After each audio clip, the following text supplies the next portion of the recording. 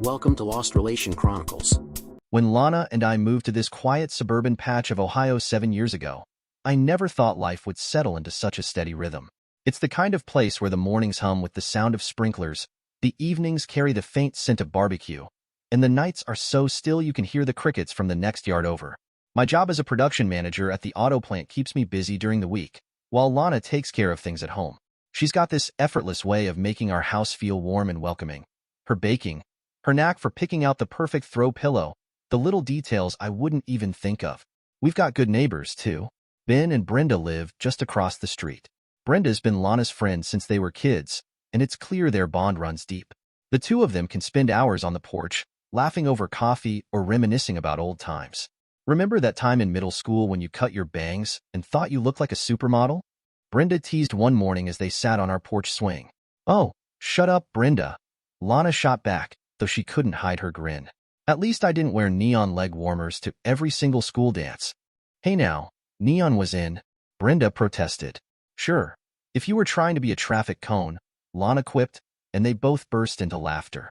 Ben and I get along just fine, too, though our conversations are less animated. We talk shop sometimes.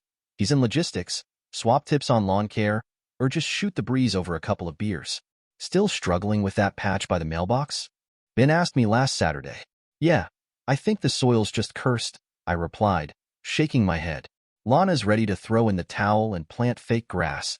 "Smart woman," Ben said with a chuckle, raising his bottle in a mock toast. Things were comfortable, predictable even, until a few weeks ago when Lana told me her friend Maria was moving into the neighborhood.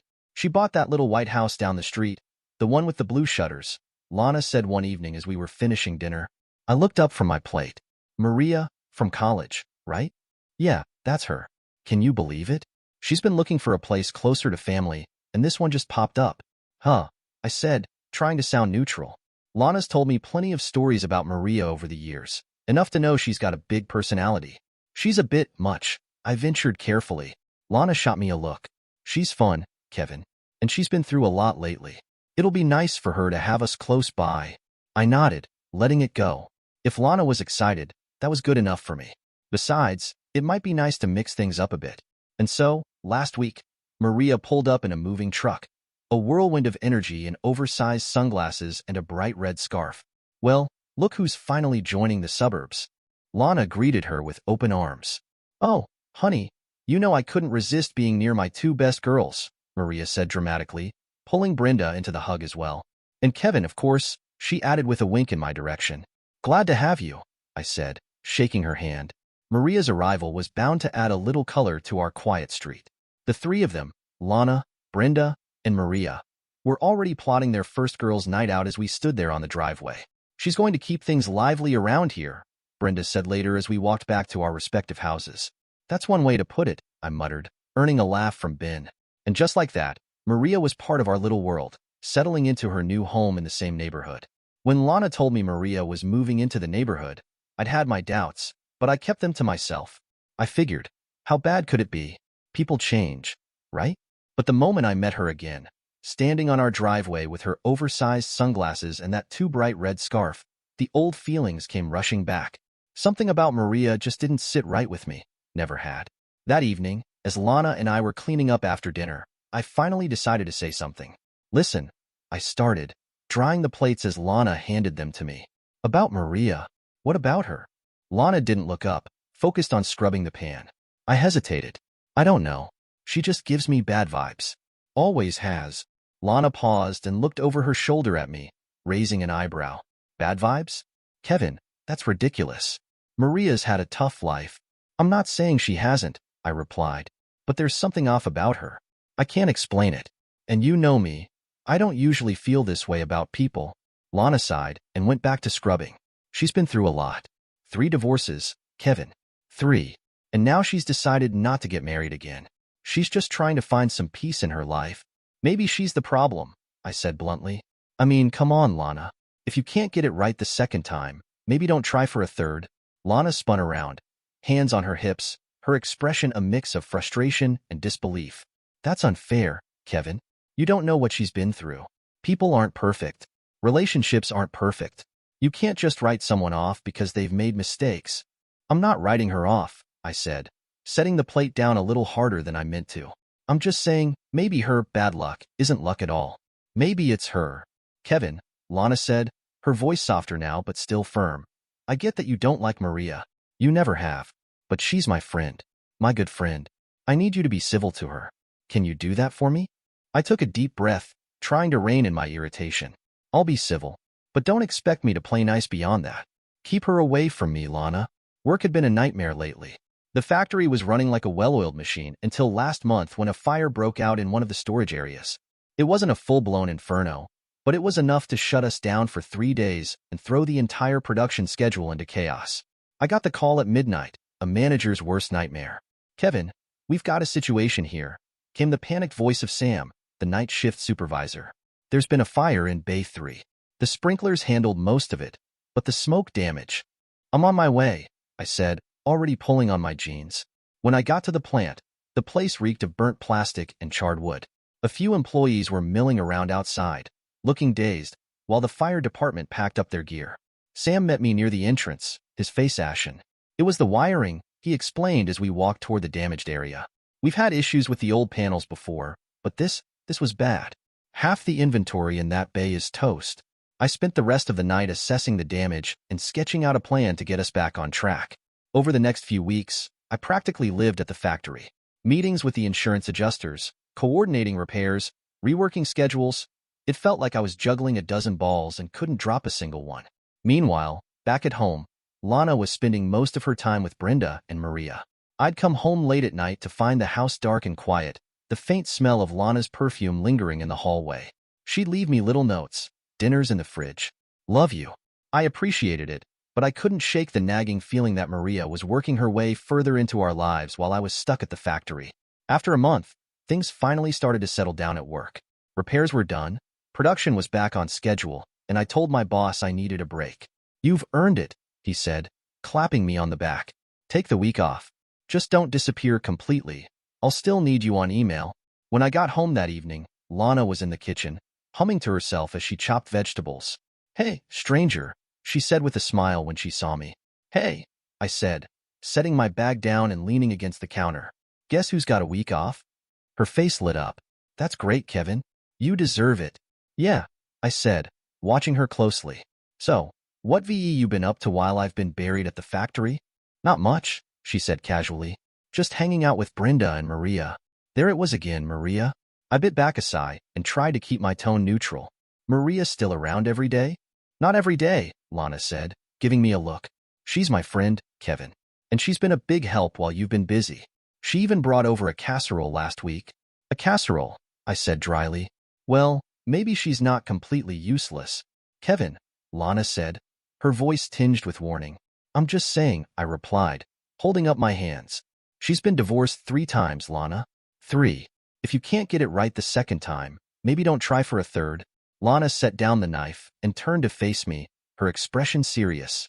That's not fair, Kevin. You don't know what she's been through. Not everyone has it as easy as we do.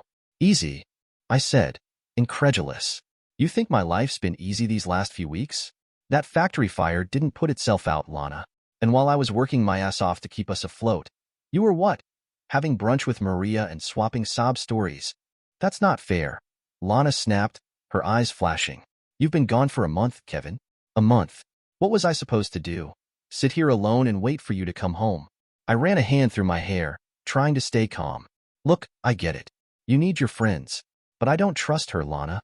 There's something about her. I don't like it. And I don't want her around me. She's not around you, Lana shot back. She's around me. And Brenda. And she's been nothing but kind, Kevin. The least you could do is be civil. I met her gaze, my voice low but firm. I'll be civil. But don't ask for more than that. Keep her away from me, Lana. That week off hadn't started the way I'd hoped. The house felt different, like there was something unsaid hanging in the air.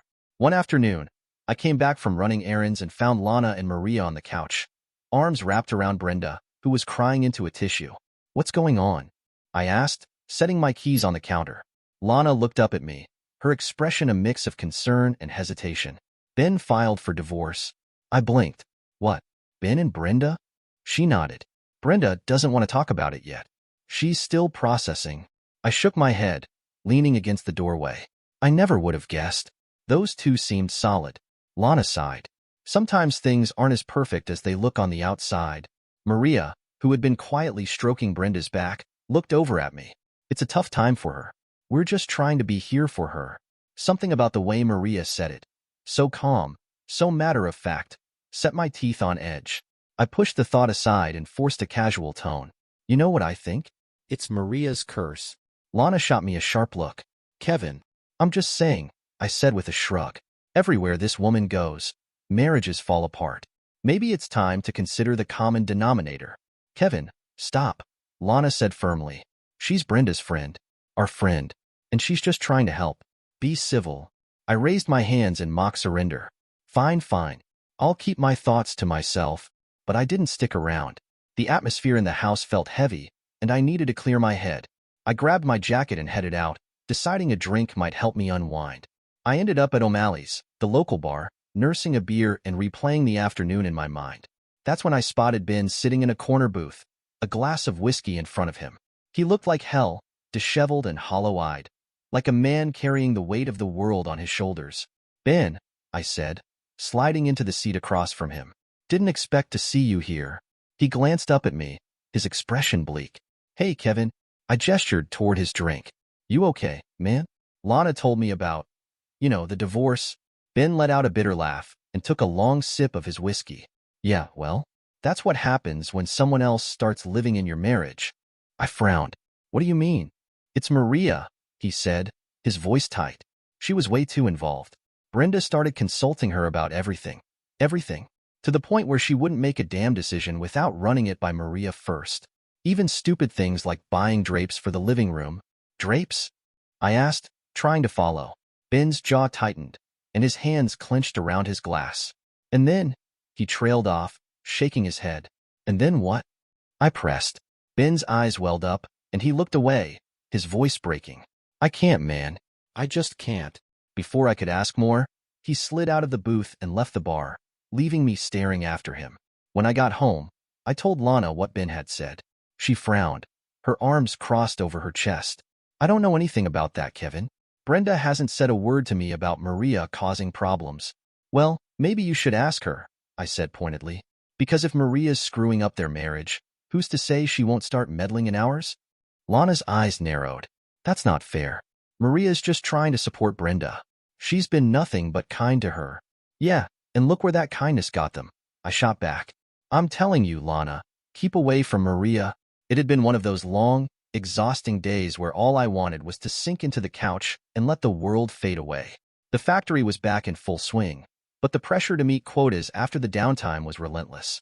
By the time I got home, all I could think about was a hot shower, a cold beer, and maybe catching up on that crime show I'd been watching. Lana was already in the living room when I walked in, curled up in her favorite chair with a book. She looked up as I set my bag down and walked over to collapse onto the couch. Hey, she said softly, setting the book aside. Hey, I replied, kicking off my shoes.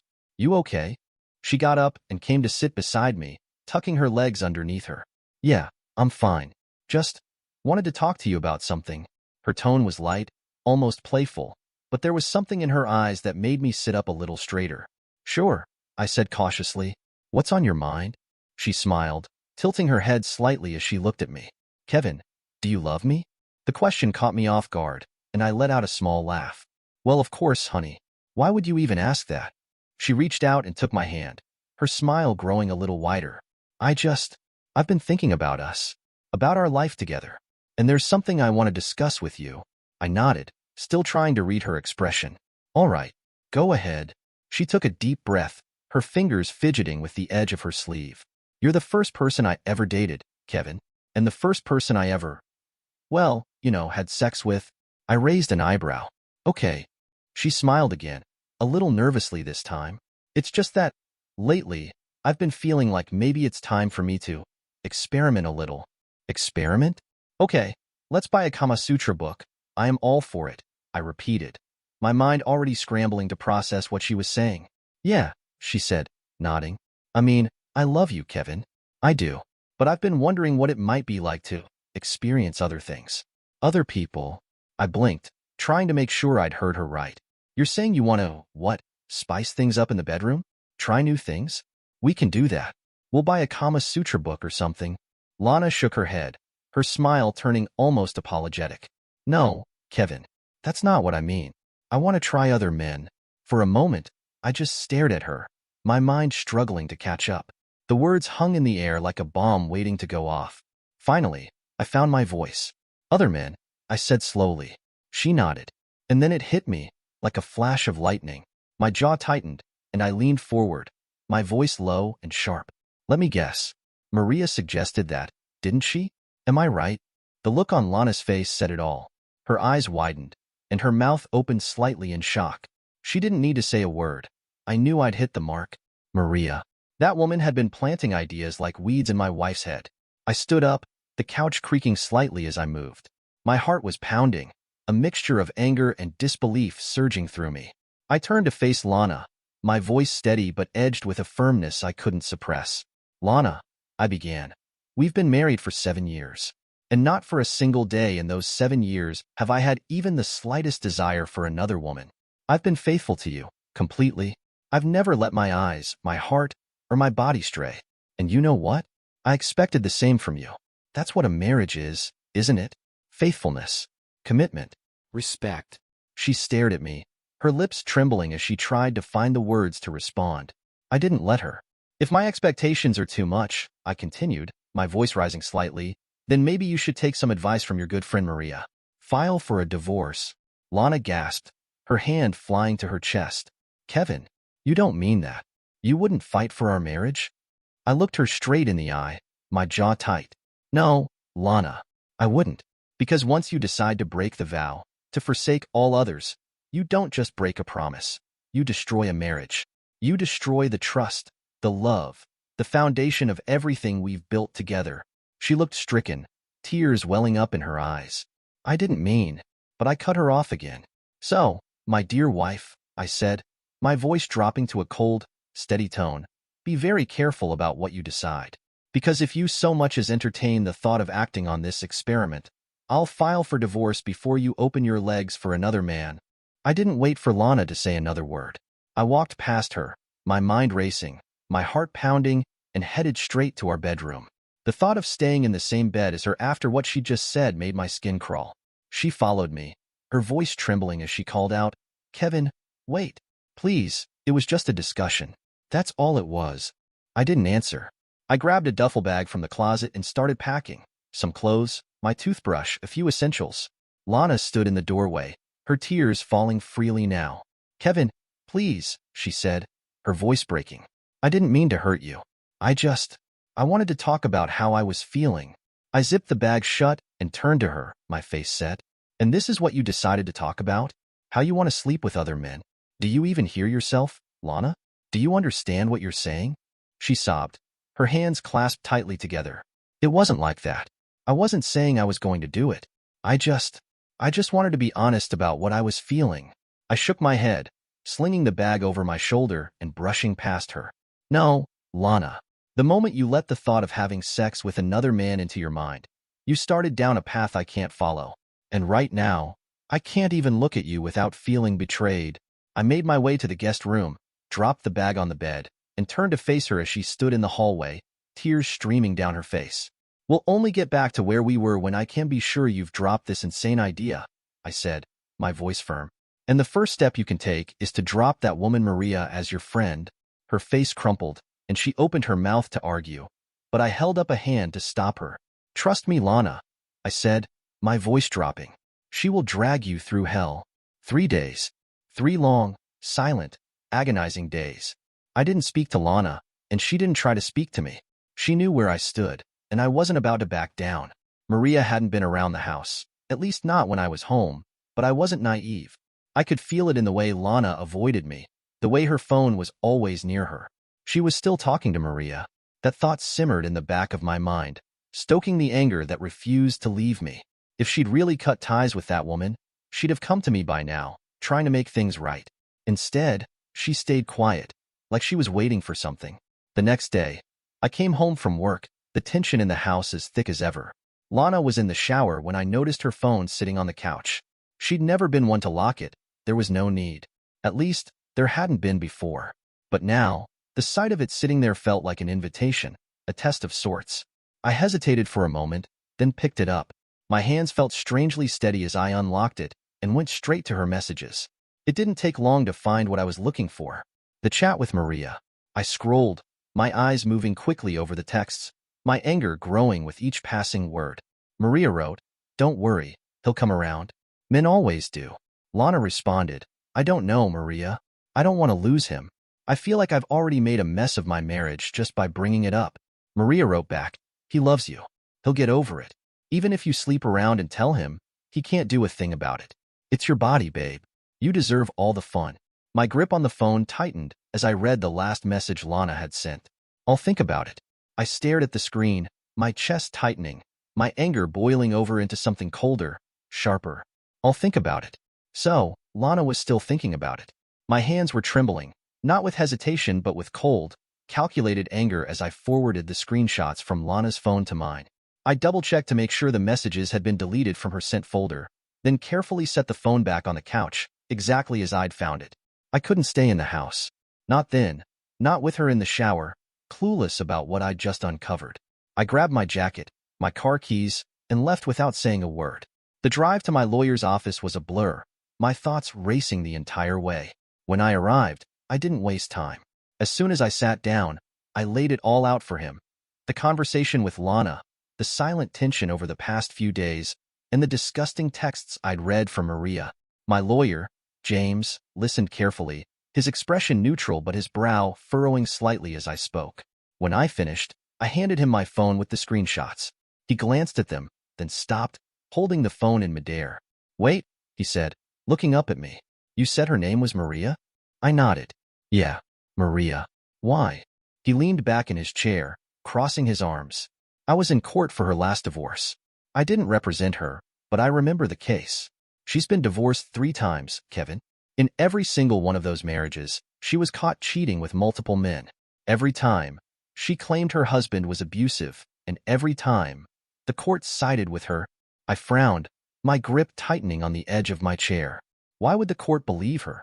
James gave me a grim look. "Because she's a damn good actor. She knows how to work the system, and unfortunately, she's gotten away with it. You need to be very careful about her influence on your wife." I exhaled sharply, trying to process this new information. "What do I do, James?" He studied me for a moment, then asked, "What do you want? Divorce? Separation?" I shook my head. "No," I said firmly. "I still want to be with my wife. I still love her, and I'm willing to work through this, as long as she doesn't cheat on me. That's the line I can't cross." James nodded slowly. "Then here's my advice. Keep an eye on her. Watch for any changes in her behavior, any signs that she's moving further down this path. And most importantly, try to talk to her. See if there's still a chance to steer this ship back on course." I left James's office determined to have a final conversation with Lana. I needed to know where we stood, whether there was still something to salvage. But fate had other plans, and I never got that chance. When I got home, Lana wasn't there. Her car was gone, the house empty and quiet. I tried calling her, but she didn't pick up. The calls went straight to voicemail, over and over again. Frustrated, I decided to wait. That evening, as I sat in the living room, staring at my phone and wondering where she was, it rang. The number on the screen was unfamiliar, but something in my gut told me to answer. "Mr. Kevin?" a man's voice asked, serious and professional. "Yes," I said, already feeling the tension rising. "This is Officer Daniels with the local police department. We need you to come to the hospital. There's been an incident involving your wife." The world seemed to stop spinning for a moment.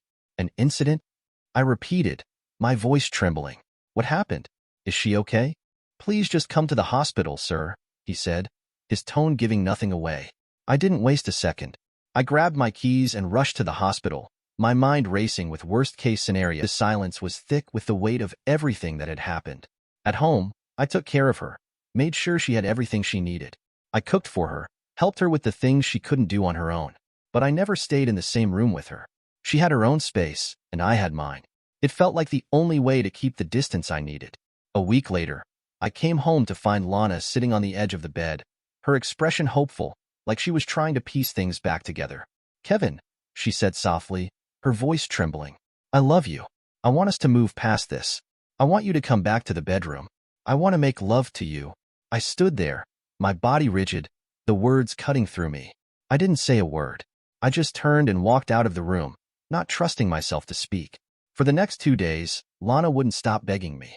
She kept trying to talk, apologize, promise things would be different. But I couldn't bring myself to respond, not when everything inside me felt so torn apart. I couldn't pretend things were fine. On the third day, I finally told her to come to the kitchen table. She walked in, her face a mix of hope and desperation, like she was waiting for some kind of sign from me. I sat down across from her, folding my arms, trying to keep my emotions in check. "Do you still want to experiment, Lana?" I asked, my voice steady but cold. She looked at me, unsure, and I saw the anxiety in her eyes. "What do you mean?" she asked, her voice barely above a whisper. I didn't answer directly. I just said, "Call Maria. We need to talk." She looked confused, but she didn't argue. She took out her phone and called Maria. I could hear a muffled conversation on the other side of the room, Maria's voice light with curiosity. "Has Kevin forgiven you?" she asked. Lana's response was barely audible, but I heard her say, "Maybe, yes." A few minutes later, Maria walked through the door. She sat down in one of the chairs without saying a word, her eyes glancing between Lana and me. I didn't waste any time. I looked at Lana, making sure she knew this was serious. "How did you get to that party, Lana?" Her head immediately dropped, her eyes cast down to the table. I went with Maria," she muttered, her voice small, like she was trying to shrink under the weight of my questions. "And did you know there were men waiting for you when you got there?" I asked, not giving her any leeway. She nodded, her face flushed with shame. "Yes," she whispered. "So, you knew exactly what would happen. You knew you would have men to entertain you," I said, my voice turning harsh. "You were not forced." She looked up at me then, tears brimming in her eyes. I reached there, but I changed my mind at the last moment. I told them to stop, but they didn't. And then, just like that, she started crying again. "So, let me retrace what happened. You discussed the party with Maria, then you decided that you will go to the party, then you got dressed for the party, then you got in a car and reached the destination, then you met the men, then you got undressed, and then you decided not to have sex and wanted them to stop." Maria quickly spoke up. "Yes, that is exactly what happened." I didn't even look at her. Instead, I fixed my gaze on Lana. The tension between us was thick, and I could feel the weight of the moment bearing down on me. "Answer me, woman," I shouted, my voice booming with enough force to visibly shake her. She flinched, her eyes widening as if she hadn't expected the outburst. For a moment, there was silence. Then, slowly, she looked up at me. Her voice trembled as she said, "Yes." I leaned back in my chair, trying to process everything, but there was no time for reflection.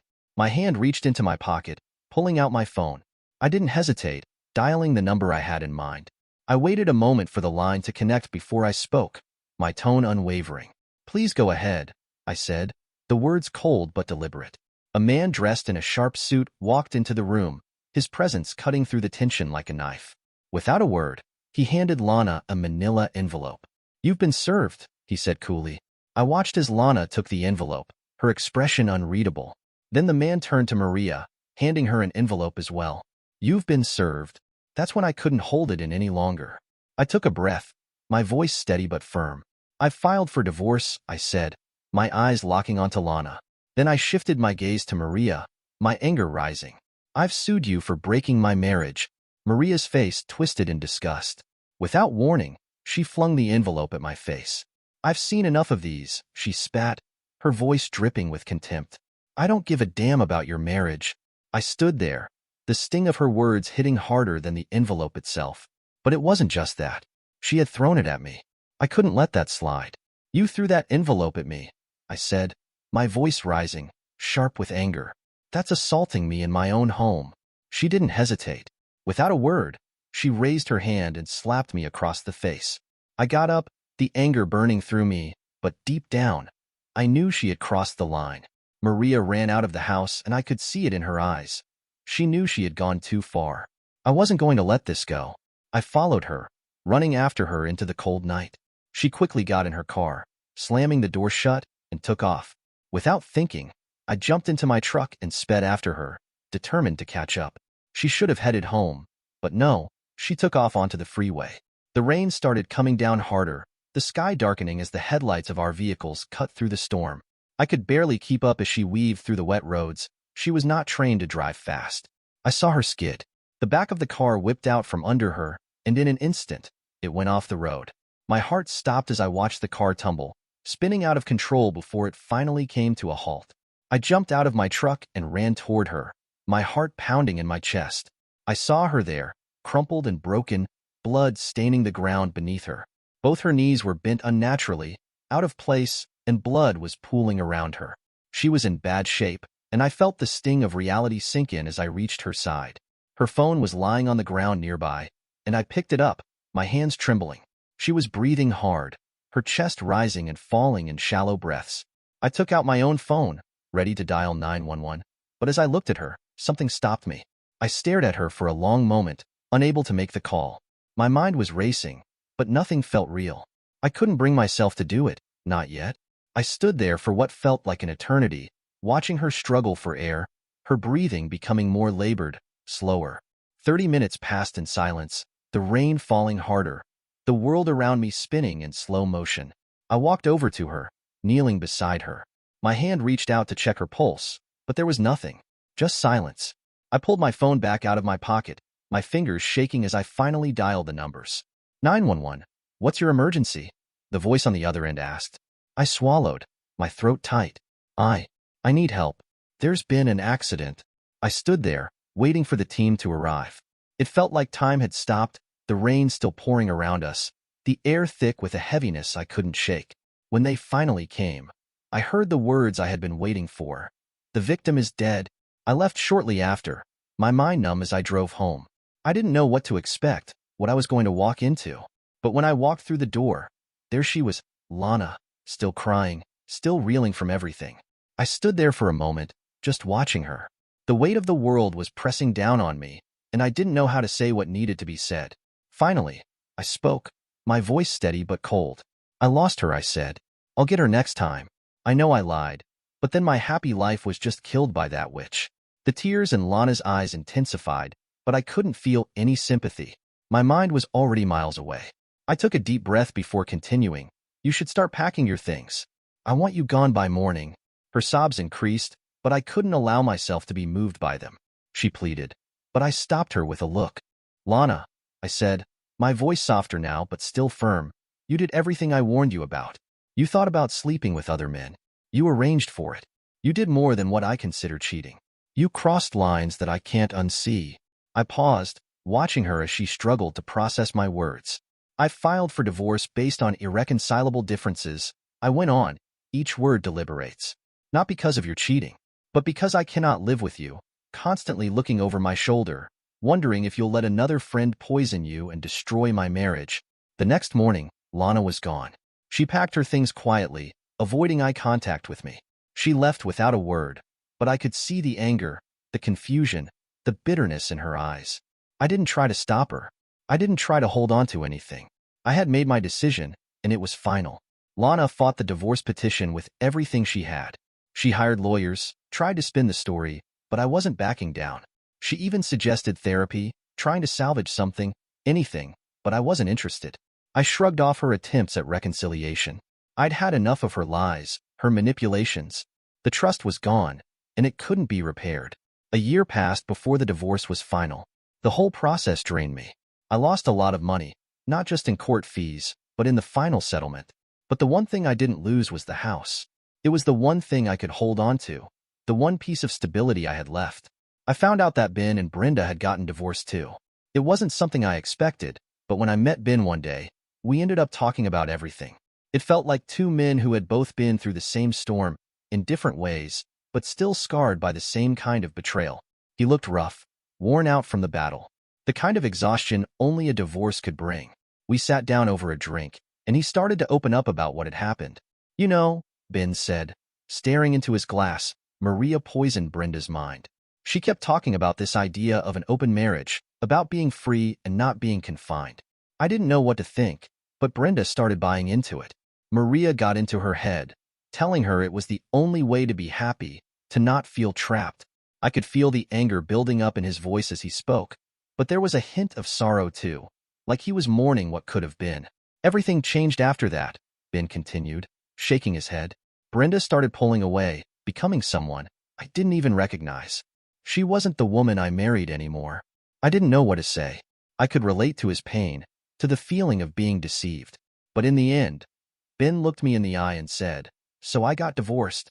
I listened to Ben, feeling the weight of his words as he spoke about Brenda. It was painful to hear how Maria had gotten in her head, how she had turned everything upside down. I had my own experience with Maria, and hearing his story only confirmed what I already knew. I looked at Ben, shaking my head. "Maria's a snake," I said, the bitterness in my voice undeniable. She never wanted any of her friends to have a good married life. I honestly think she was jealous of what we had. She couldn't stand seeing other people happy in their relationships. She wanted them all to be like her. Messed up and broken, Ben sighed, taking a slow drink. "I guess we were both fools, huh?" "We were," I agreed, clinking my glass against his. "But now we know better." I don't even know why I didn't see it sooner. Maria had a way of getting into people's heads, manipulating them.